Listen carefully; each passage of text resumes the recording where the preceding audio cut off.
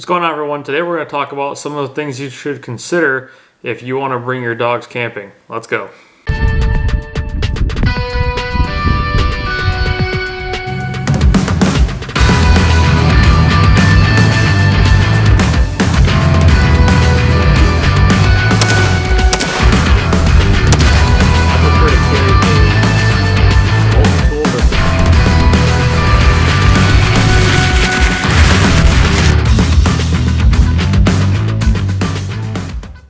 Alright, so if you're anything like me and my wife, you love dogs.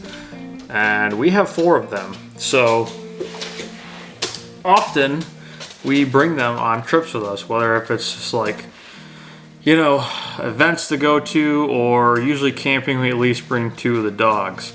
So what kind of things do we pack when we bring the dogs, and what kind of things do we consider when bringing them? So before I get into this, my 4 dogs kind of have like their own personalities, and some of those are going to put into play some of the things that we talk about. So from oldest to youngest, I have Gunner, who is my 6-year-old German Shepherd. Then I have Rem, or Remington, who is I think 4 or 5-year-old Corgi, Welsh Corgi. Then we have Echo, she's kind of a mutt. And we have Cole, who is also kind of a mutt and an idiot. But we still love them either way.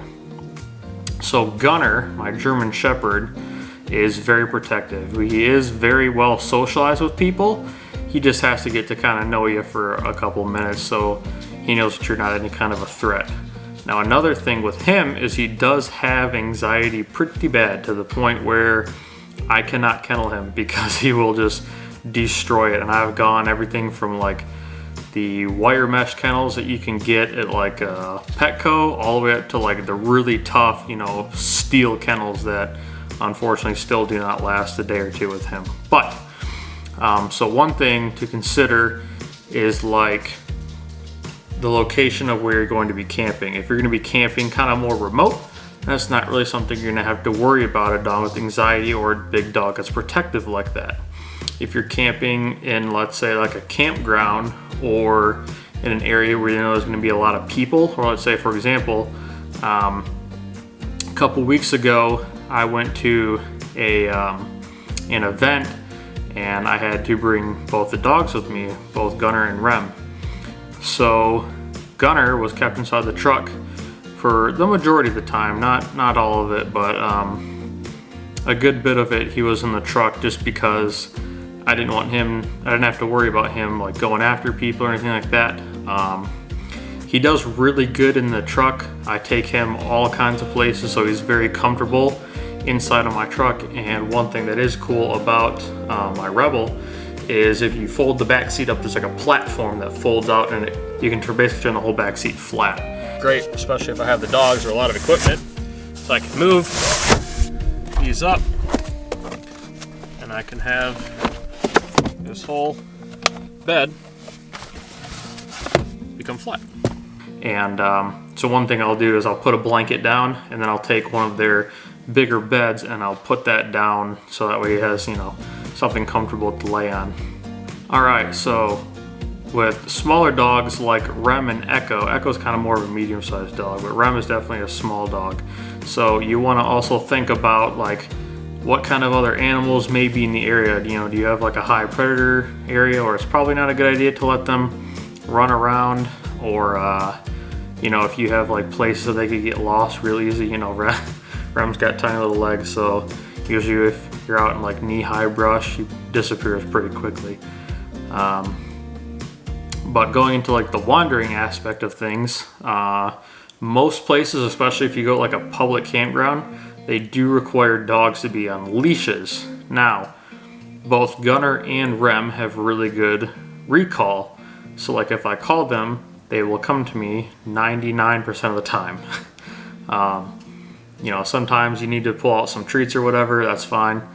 But, whenever I call their names, they will both come right to me. Echo and Cole, on the other hand, Echo's kind of a very free spirit, and Cole's still a puppy, even though he's kind of a big dog now, but he's still learning. He's getting a lot better being off the leash, but normally when I do take my dogs out, it's to places where there's not a lot of people and I'm kind of away from, you know, rows and stuff like that. So I do usually let them run around because they do stay near me. Now, if I was bringing like Echo and Cole out with me, I would definitely have to have them tied up, especially Echo, because she loves to run and play. Not necessarily like escape, but if I were to let her outside, she would run all over the neighborhood, which has happened a couple times, and she'll just run and play, and she thinks when you're trying to get her and yelling at her to stop and come here, she thinks you're playing. So she just continues to run circles around you and just go and go and go. But Cole's getting a lot better. My wife will kind of take him out back and out behind like her mom's property and stuff like that, where she has a bunch of acreage, and run around with him, and he usually stays pretty close to her. But Cole's also a mama's boy, so there's that. Now, of course, you want to make sure you have enough food for your dogs and however many dogs. So for example, I primarily bring Gunner and Rem when I go camping. One is a full-grown German Shepherd and the other is a full-grown Corgi. So Gunner is going to consume a lot more food than Rem is. However, I do occasionally give them food from time to time, or let other people do that. Because especially with Gunner, how protective he is. I mean, you can see, I'll throw up a couple video clips of my meetup event. Alex was there with his Belgian Malamute puppy, and you know, Gunner would come up and kind of like, oh, who's this dude over here? And then you see the puppy, he's like, oh, who's this dog over here? And you get kind of annoyed a little bit because it was a puppy, you know, messing with them and stuff, but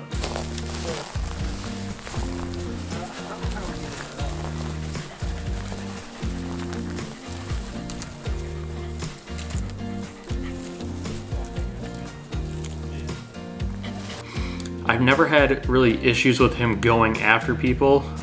He did bite one of my friends one time, but that was because Gunner was in the truck. The window was kind of cracked down so he could poke his head out, and he was kind of back on the other side, so like way away from the window. And my buddy went and stuck his hand in there, not like showing his face before he stuck his hand in there.